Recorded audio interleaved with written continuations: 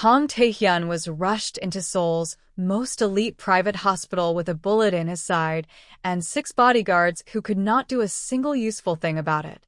The on-call trauma surgeon took the chart, pulled back the curtain, and stopped breathing for exactly 4 seconds. Because the man bleeding out in Bay 4 was not a stranger. He was the man who had spent 3 months choosing her, carefully, deliberately, completely, before walking out of her life without a word. Whose calls she had stopped waiting for. Whose face had lived in the margins of her quietest moments for 3 years, looking nothing like it looked right now. Right now he looked like he needed a surgeon. She saved him. Because that is who Dr. Abina Elliott is. The woman who converts everything unbearable into something useful. She had spent 3 years perfecting that particular skill. What she could not control was what came after. Not the detective in her corridor, by morning. Not the cold-eyed woman in the expensive suit who arrived by afternoon. Not the fact that he was now her patient, in her hospital, entirely unable to leave. And not the 3-year-old at home with her mother's mouth in his eyes, who had no idea that the man in Bay 4 was the reason she existed.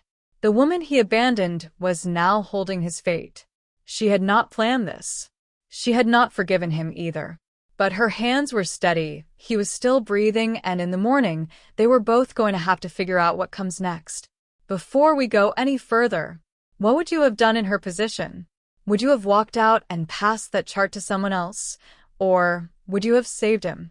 Drop your answer in the comments right now, and make sure you are subscribed because this story is just getting started. The shift had been ordinary until 11:47 p.m. Dr. Abina Elliott had already handled a fractured wrist, a cardiac scare that turned out to be bad food and worse anxiety, and a teenager with a gash above her eye requiring 4 stitches and a calmer explanation than her mother was providing.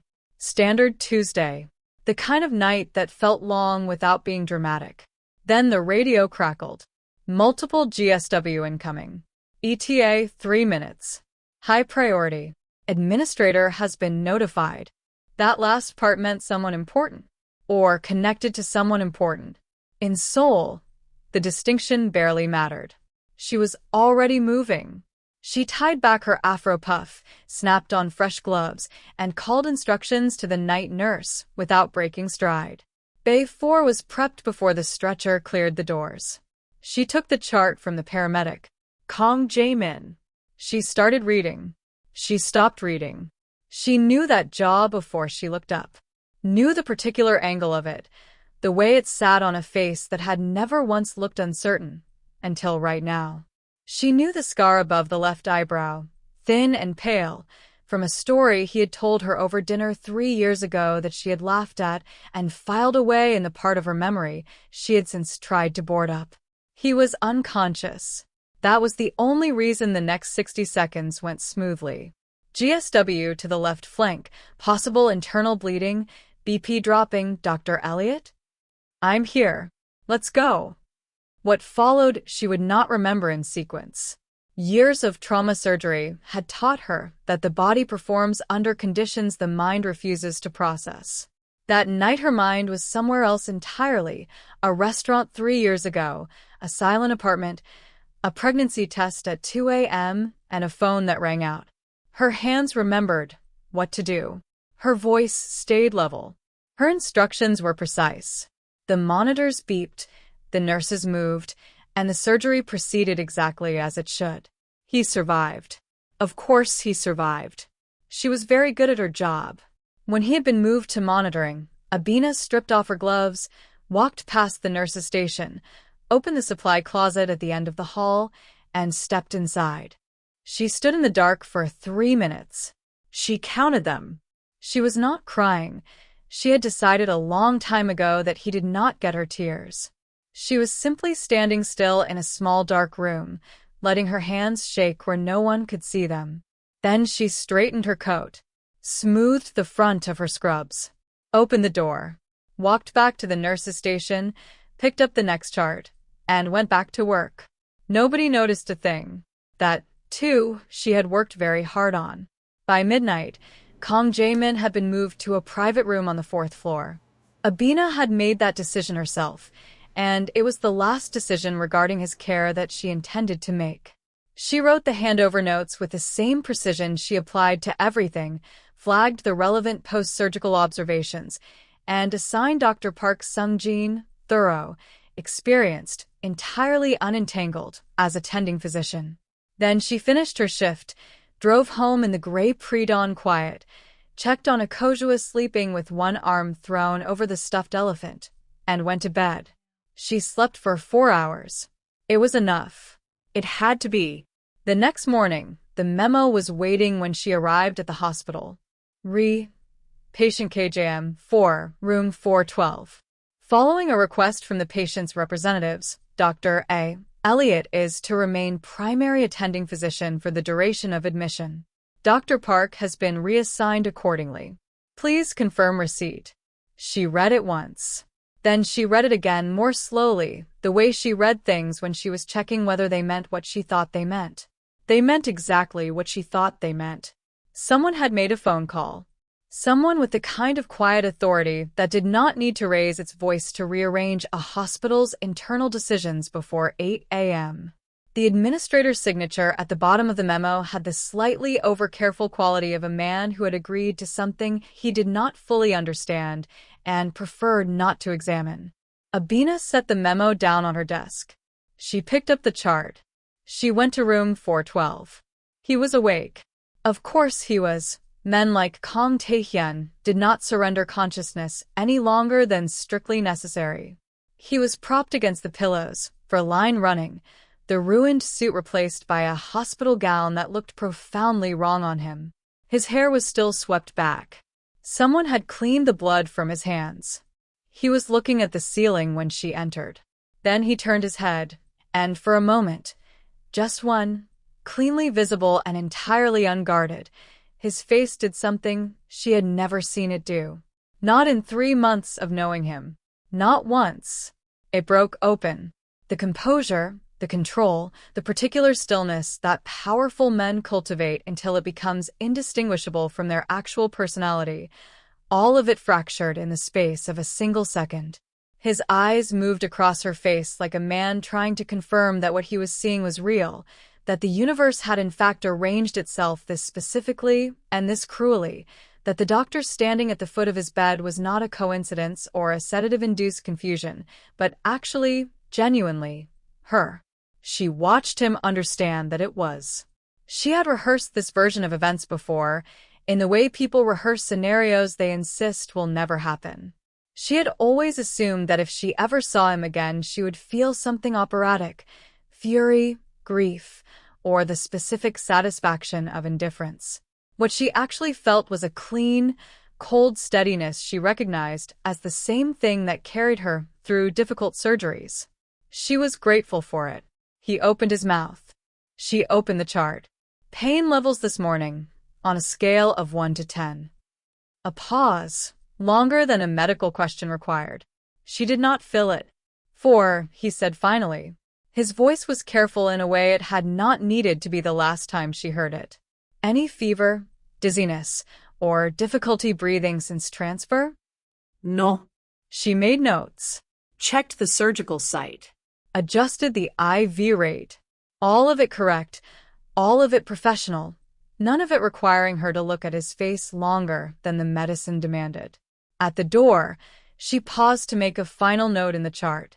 The nurse will be in at noon, she said. She walked out. Behind her, he said nothing, but she heard him exhale, slow, careful, like a man recalibrating everything he thought he knew about how this was going to go. Good, she thought. Let him. The morning had been manageable. That was the word Abina had settled on during the 4 hours between leaving room 412 and returning for the afternoon round. Not fine, not good, manageable. She had seen 3 other patients, reviewed 2 post-surgical reports, eaten half a sandwich standing at the nurse's station, and successfully avoided thinking about the particular way he had exhaled when she walked out of his room. Manageable covered all of that. She came out of the afternoon round and found 3 people waiting outside room 412. She noticed the number first, before the badges, before the introductions, before the pleasant expression on the face of the man at the front. 3 people standing in the corridor with the particular stillness of individuals accustomed to being taken seriously in official settings. The 2 at the back had notebooks. Plain clothes, correct posture, the mild professional courtesy of men who had done hospital corridor interviews before and expected this one to be routine. The one at the front stepped forward. Dr. Elliot. The badge came out with unhurried ease, followed by 2 more in sequence behind him. Detective MJ1, Organized Crime Division. These are my colleagues, Detective Sergeant Park and Detective Choi. We were hoping for a few minutes. Everything was correct. Everything was official. A few, she said. They moved to the end of the corridor, away from the nurse's station. Detective M did not take out a notebook. He did not record anything. He told her what he knew in the same tone someone might use to discuss a delayed administrative process, measured, clear, entirely without apparent agenda. Her patient, the man the chart called Kong Jae-min, was connected to 3 active investigations spanning financial crimes, territorial violence, and the kind of supply chain activity he described carefully enough to be clear without being specific. The men who had accompanied him to the hospital were themselves of significant interest. The shooting had not occurred in isolation. At least 2 people connected to the same incident had not survived it. Behind him, Detective Sergeant Park and Detective Choi stood with their notebooks open. They did not write anything down. They did not ask a single question. "I'm not asking you to violate patient confidentiality," Detective M said, with the practiced sincerity of a man who had delivered this line many times before. "I'm simply asking you to consider what you may have observed during treatment. Conversations, names, anything that seemed inconsistent." "My patients don't have conversations during trauma surgery, Detective. They're unconscious." "Of course." He smiled mildly. "But recovery is a different matter. And you are, I understand, the attending physician going forward." She looked at him steadily. "Is there anything else?" He reached into his coat and produced a card. Plain, official, nothing on it but his name and number. Only that people who extend professional courtesy to men like your patient tend to find themselves sharing in the consequences. I'd hate for that to apply to someone in your position. She took the card. She thanked him. She watched all 3 of them leave. She sat in her car in the parking garage for a long time before starting the engine. The 2 real detectives had stood with open notebooks and said nothing. Had not asked a single question. Had not written a single thing down. They had believed they were doing their jobs. They had no idea what they were actually doing. She took out her phone and called Yemi. "There were 3 of them," she said when Yemi picked up. 2 real ones and one who did all the talking. The real ones never asked a question. Never wrote anything down. A short silence. "That's not how investigations work," Yemi said. No. "It isn't. So, whoever sent him has people with real badges. That's not a detective, Abina. That's a message with an escort." She already knew that. Hearing it said aloud by someone else made it heavier in a way she had not anticipated. She gave Yemi the rest of it. The man from 3 years ago. Her hospital. Her patient, apparently. People circling from directions that had nothing to do with medicine and everything to do with reaching him through her. "What do you need?" Yemi asked. "I don't know yet. Call me when you do. Any hour." She hung up, drove home, checked on Akojua, already asleep, one arm thrown over the stuffed elephant with the absolute authority of someone who had never once negotiated over sleeping arrangements and did not intend to start. Abina sat on the floor of her daughter's room in the quiet, phone in her hand, looking at a photograph she had taken last week. Akojua mid-laugh, chin tucked over the elephant's head, entirely unbothered by the existence of complexity. She stayed there a long time. Not the threat that stayed with her. Not the card, which she had already decided to document and retain. What stayed was how cleanly it had been constructed. How legitimate it had looked. How easily real things could be arranged around a lie to make the lie completely invisible. She looked at her daughter's face in the dim light and tried to work out who exactly she was protecting and from what.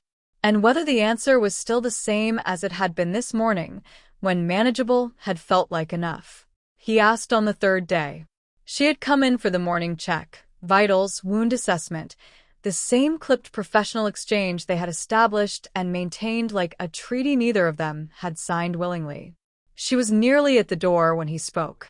I need 5 minutes. Your next round is at. Not as a patient. She stopped. Her hand was on the door frame. She kept it there. That's not appropriate given the circumstances. The room was quiet for a moment. Then he said her name. Not Dr. Elliot. Not the formal buffer she had constructed and maintained for 3 days. Her name, in his voice, with the particular weight he had always given it, like it meant something specific, like he had chosen it deliberately from all available options. Something she had been carefully maintaining for 3 years developed a very small crack. She turned around. She did not sit down. 5 minutes, she said. He did not look relieved. He looked like a man who understood he had been granted something he had not earned and knew the difference. He did not make excuses. She had expected excuses, had prepared for them, had her responses ready. Instead, he was quiet for a moment, and then he told her the truth with the same directness she had once found disarming and now found almost unbearable. Someone inside his organization had identified her, not randomly, specifically, deliberately, as a vulnerability. The communication had been unambiguous about what would happen if he continued seeing her. He had made a decision without consulting her, without explaining, without giving her the information she would have needed to make her own choice. He had chosen what he believed was her safety over her right to know, and he had spent 3 years telling himself it was the right call. He stopped talking. The room held the silence the way rooms rarely do, completely, without the usual interference of traffic or ventilation or the distant noise of a hospital at work. Just silence, and his eyes on her face, waiting. She looked at him for a long moment. You decided what was best for me, she said. Her voice was even. She had worked for that. Without telling me. Without asking me. You just decided. I was pregnant. The silence changed. It became a different kind of thing entirely, heavier, with edges. She watched his face process what she had said, watched the exact moment the full weight of it arrived. He went very still in the way that people go still when something has shifted that cannot be unshifted. She picked up the chart from the end of the bed. She checked the notation she had already checked. She made a mark that did not need making. The nurse will manage your afternoon medication, she said. I'll review the wound site tomorrow. She walked out. In the elevator, she pressed the button for the ground floor and faced forward and watched the numbers descend. Her right hand, hanging at her side, began to shake. She made it to the parking garage. She found a pillar, put her back against it, and finally, in the dark, let herself breathe. She sat in the parking garage for 11 minutes. Then she started the engine, drove home, checked on Akojua, and went to bed. She did not sleep well. That was the only concession she allowed herself.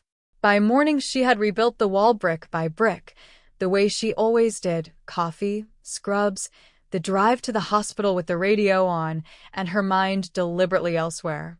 She had said what needed to be said. He had heard it. Whatever happened next was a separate matter from what she felt about it, and she was very practiced at keeping those two things in separate rooms.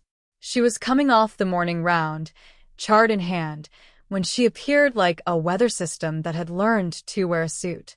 Abina saw her before she was introduced, a woman in her mid-40s, moving through the 4th-floor corridor with the unhurried confidence of someone who had never once arrived somewhere and been told to wait.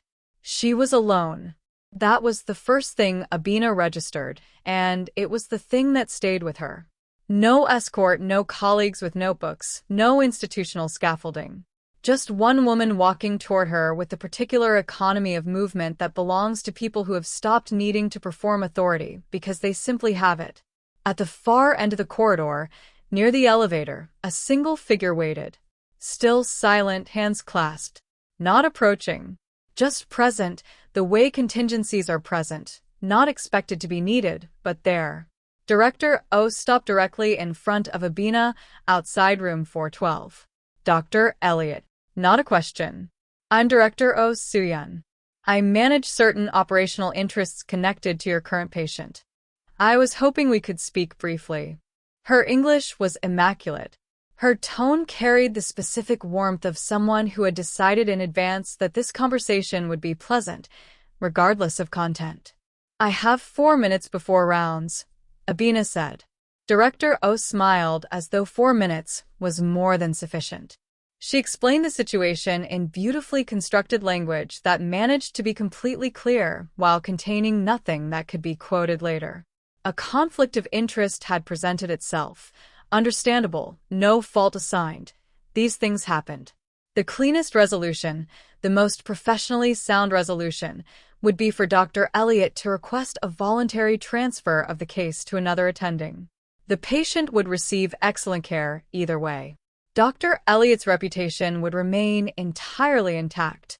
Everyone would move forward without complication. I'm framing this as a courtesy, Director O said, because I think you're a sensible woman. She produced a business card and held it out. Abina took it, turned to her left, dropped it into the waste bin mounted beside the corridor hand sanitizer station. Then she looked back at Director O with an expression she kept completely neutral. I'll be with my patient, she said. Asterisk. Something moved briefly across Director O's face. Not quite surprise, not quite irritation. Something that had not been scheduled for this meeting. She was a woman who had conducted many of these conversations, who had offered many people many dignified exits, and who was accustomed to those exits being taken. She filed the recalibration quietly and without visible disruption, the way experienced people absorb information that contradicts their expectations. She adjusted her assessment. She did not show it. Of course, she said pleasantly. Thank you for your time. She walked back the way she had arrived. The figure at the elevator straightened when she approached, fell into step beside her, and said nothing. The elevator doors closed. The corridor was quiet again. Abina stood outside room 412 for exactly 3 seconds. Then she picked up her chart and went inside. The complaint reached her inbox at 2:14 that afternoon. Formal, detailed, filed with the hospital's clinical governance board, citing specific concerns about the standard of care administered during the emergency trauma surgery on the night of admission. It named equipment decisions. It named timing. It referenced the precise sequence of interventions in a way that required either direct surgical knowledge or a very specific account from someone present in that bay. It was written with enough medical literacy to sound credible to someone who is not a trauma surgeon. It contained just enough imprecision to confirm that whoever drafted it was not one. Abina read it to the end. Then she read it again more slowly, the way she read things when she needed to be certain she was seeing them clearly and not through the distortion of anger. She was angry. She noted that, set it aside, and picked up her phone. She called the hospital's legal department. She documented everything. The corridor conversation, the business card disposed of at approximately 9:47 a.m. and described now in precise detail, the single waiting figure at the elevator, the timeline from Director O's departure to the complaint's filing, which was 104 minutes. She requested a formal investigation, counterfiled the relevant paperwork, and copied the chief of medicine. She did not hurry. She did not use language that could be characterized as emotional. She was factual and sequential and thorough, because thoroughness was the only weapon that worked reliably against people who operated through paperwork and plausible deniability. The complaint had been prepared before Director O arrived. Abina understood that now. The corridor conversation had not been an attempt to prevent escalation. It had been a final check, confirm that the voluntary approach had failed, then deploy what was already waiting. 104 minutes was not reaction time. It was release time. Director O had made her opening move through channels. Carefully, cleanly, with excellent presentation and zero fingerprints. Abina had been navigating institutions that underestimated her since she was 22 years old. She had the documentation. She had the timeline. She had the legal department on record before close of business. She returned to her rounds. She had a great deal of practice at this. She got home at 7:15. The door had barely swung open before Akojua appeared from the direction of the living room at a speed that suggested she had been waiting in position, which she probably had. She hit Abina at approximately knee height and held on with the single-minded grip of someone staking a claim. Mana. "Hello, you," Abina said, and picked her up, and the hospital and Director O and the detective in room 412 fell away so completely and so instantly that it was almost architectural, like walking through a door that only opened in one direction. Mrs. Choi left with her coat and her quiet smile. Abina carried Akojua to the kitchen. They ate dinner together at the small table by the window, rice and the simple stew Abina had made in batches on Sunday and portioned through the week. Akojua ate with tremendous concentration and strong opinions about which parts of dinner were acceptable and which were not. Afterward, they read on the couch.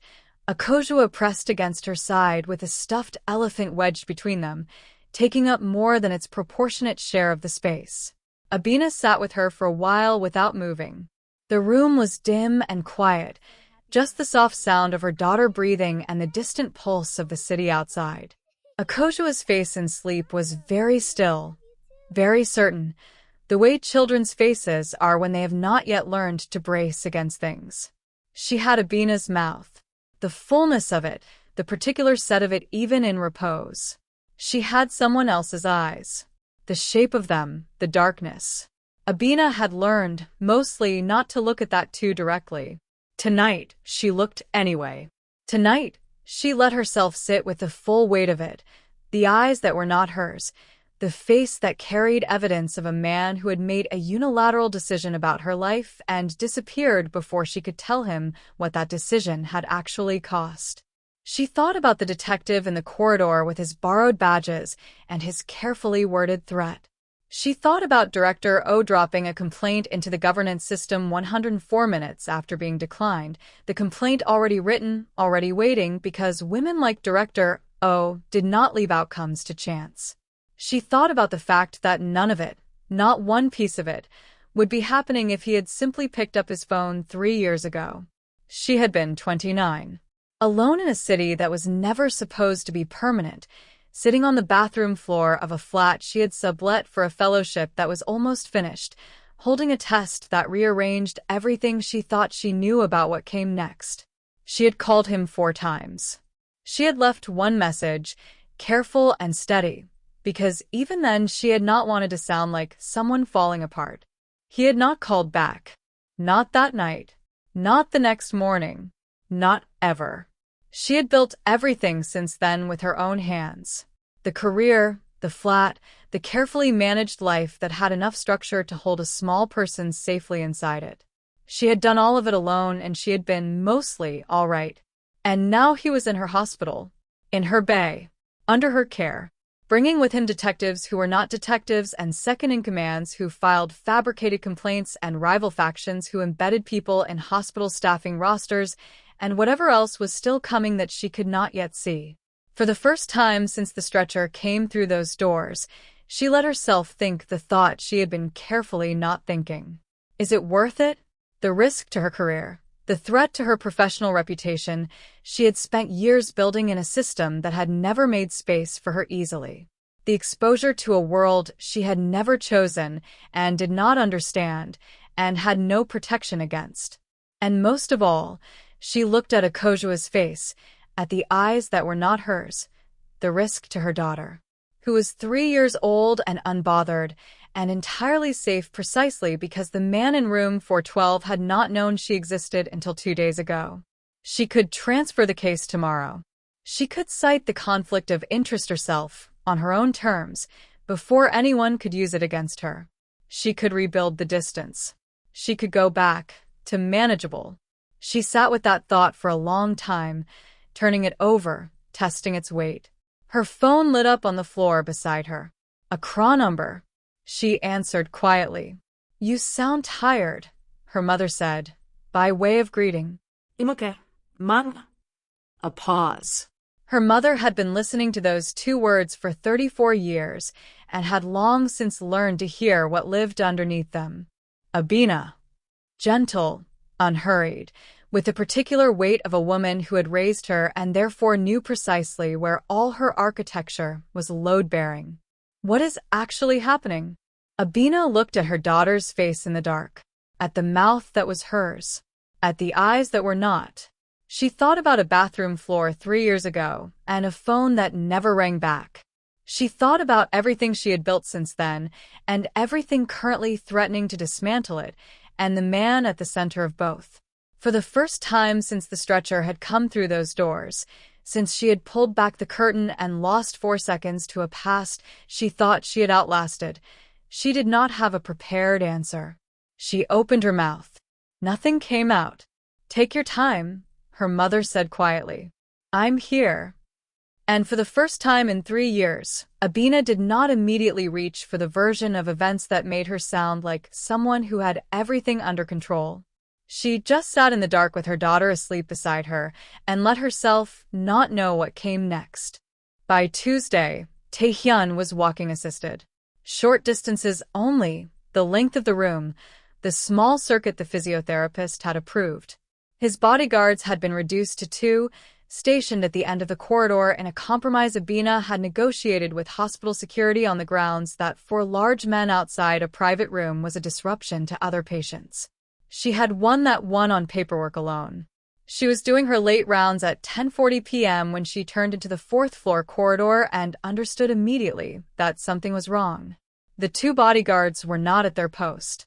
The orderly she did not recognize was moving too quickly away from room 412. And the door to the room was open in a way it should not have been, given that she had checked it closed 40 minutes ago. She had taken 3 steps toward it when Taehyun appeared in the doorway. He had clearly been moving before she arrived. IV line pulled, hospital gown, bare feet on the corridor floor, one hand braced against the frame. His eyes found her immediately. Then they moved to something behind her. She turned. The man in the corridor was not medical staff. This was evident in approximately 1 second. What happened next happened quickly and badly. Taehyun crossed the distance between them at a speed that had no business coming from someone 7 days post-surgery and put himself between her and the threat with the absolute physical certainty of a man who had done this before and was not calculating the cost. It cost him. It showed immediately. The supply room was 20 feet away. She got them both inside, locked the door, pulled a cart, and did not waste time being careful about what fell off it. Her hands were shaking. She had not let her hands shake in a professional context in 3 years. She noted it the way she noted everything, clinically from a slight distance, and kept working anyway. He had reopened the surgical site and taken a new laceration across the left forearm. Neither was critical. Both needed immediate attention. She worked fast and without speaking, the way she worked when something was requiring her full capacity and she had nothing left over for language. He held still. He did not make a sound that would complicate her focus. She was grateful for that, and she did not say so. She was taping the last dressing when the corridor outside came back to life. Voices first, 2 of them urgent and low, the specific register of people who had returned to a position and found it wrong. The bodyguards. Then heavier footsteps, more than 2 sets, the organized movement of hospital security responding to an alert. A door handle tried from outside. Then a knock, controlled but insistent. Dr. Elliot. The night security supervisor's voice, recognizable from previous incidents on the floor. "We need to confirm your status." She looked at Taehyun. He looked back at her. His face was open in a way it had not been since he arrived, the control stripped back by pain and effort, and something underneath both that she did not have a name for yet. "1 minute," she called toward the door. Her voice came out steady.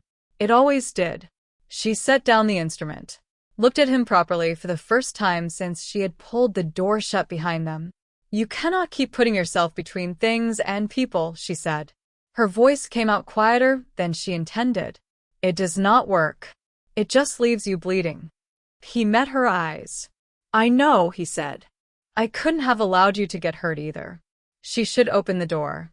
She had an incident to manage, a report to file, a patient who needed to be returned to his room and properly assessed under adequate lighting.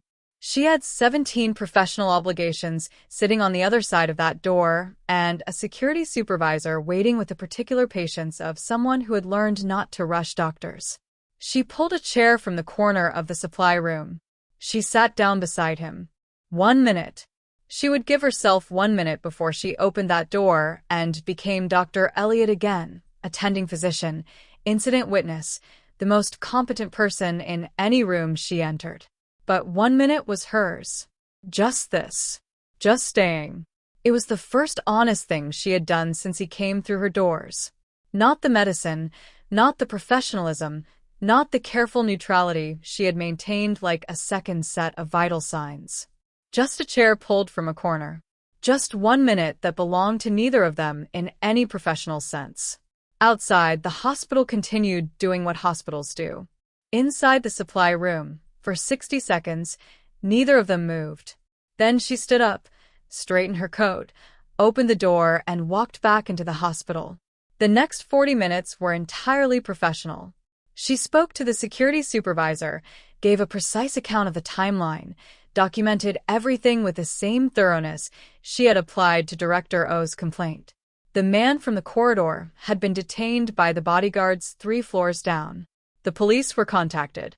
The compromised orderly's employment record was flagged for immediate review by hospital administration. Tae-hyun was returned to room 412, re-examined under proper lighting, and cleared of any complications beyond what she had already treated in the supply room. She wrote the notes herself. Her handwriting was very neat. She did not look at him longer than the medicine required. But when she left that night and walked to her car, she sat for a long time without starting the engine. The 1 minute in the supply room had become something she could not put back where she found it. I couldn't have allowed you to get hurt either. 7 words, quiet and unguarded, from a man who had spent 11 days being careful with every single one he offered her. She drove home, checked on Akojua, stood in the doorway of her daughter's room for a long time. Then she went to bed and, for the first time since the stretcher came through her doors, slept without counting anything. He requested discharge on Friday morning. Fully dressed when she arrived, clothes pressed, the hospital gown folded on the chair with unnecessary precision. She noted the precision. It was the kind of thing people did when they were nervous and had nowhere to put it.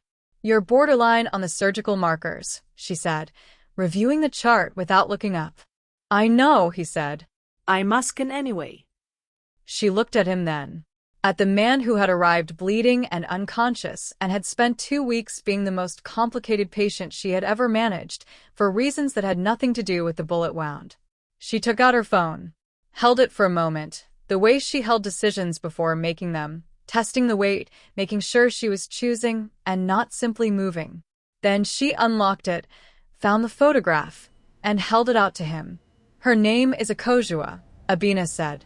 She has your stubbornness and my sense of direction, which means she is already impossible. He took the phone the way people handle things they understand to be irreversible. He looked at the photograph. He kept looking, and when he looked up, his eyes were wet. He did not hide it. I left you alone with this, he said. His voice was very quiet. I made a decision about your life without asking you. I told myself it was protection. It was not protection, it was fear. Fear of what my world would do to you, and fear of what it meant to need someone the way I needed you. He stopped, drew a slow breath. I missed 3 years of her life. I missed 3 years of yours. And I cannot fix that. I know I cannot fix that. He handed the phone back carefully. I am sorry, Abina. Not as an explanation. Not as a negotiation. Just, I am sorry. For all of it. The room was very quiet. Outside, the hospital moved through its Friday morning with complete indifference to what was happening in room 412. She looked at him for a long moment. At the wet eyes he was not hiding. At the hands that had pulled an IV line and crossed a corridor at a speed that had no business coming from someone 7 days post-surgery because she had been behind him and he had not calculated the cost. "Friday," she said finally. "You leave today. And when you do, you meet her properly." "Okay," he said. Friday. He met Akojua that evening in the small park 2 blocks from Abina's flat. Abina had told her daughter only that a friend was coming. Akojua had accepted this information, demanded to bring the elephant, and moved on. She was 3. Her requirements for new people were straightforward. They had to be willing to engage with the elephant on its own terms. Taehyun crouched down to her level the moment he saw her, tears rolling down his eyes. He did not wait to be introduced. He simply went down to where she was, which Abina noted without saying anything.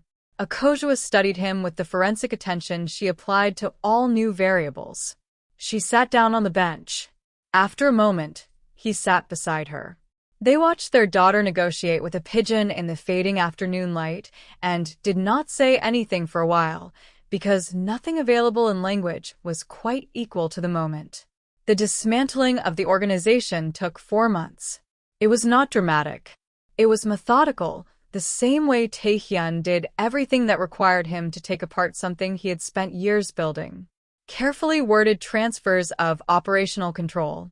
Cooperative arrangements with Detective Im's superiors that closed 3 investigations and put 4 people with real criminal accountability in front of real legal processes.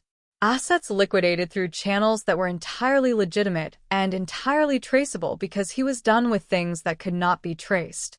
He called Abina one evening and said, "I want to do something with what's left. This will truly mean a lot to me. I need your opinion." She noted that he said "need your opinion" and not "I've decided." She noted it and did not mention it. Progress, she had learned, deserved quiet acknowledgement rather than ceremony. "What are you thinking?" she asked. "A medical center," he said. "Fully funded. Free services for people who cannot access private care. Somewhere in the city where the gap is widest." A pause. "I want your name on it. Not just mine." She was quiet for a long moment. "My name on it," she said, "means I have input on everything. The staffing, the services, the governance structure. All of it." "I know," he said. "That's why I'm asking." The Elliott Kong Community Medical Center opened 14 months later in a neighborhood of Seoul, where the nearest private hospital was 40 minutes away and the nearest public clinic had a 6-week waiting list. Abina served as medical director 3 days a week and attending surgeon for the remaining 2. The wedding was small. This had been Abina's requirement, stated clearly and early. Small, simple, and nobody makes a speech longer than 3 minutes because I have been to those weddings and I will not host one. Taehyun had agreed immediately, which she noted. Akojua served as flower girl with Kofi tucked under one arm, distributing petals with the authority of someone who had been rehearsing this role for weeks and considered it her finest professional engagement to date. Abina did not cry. She had decided a long time ago that he did not get her tears.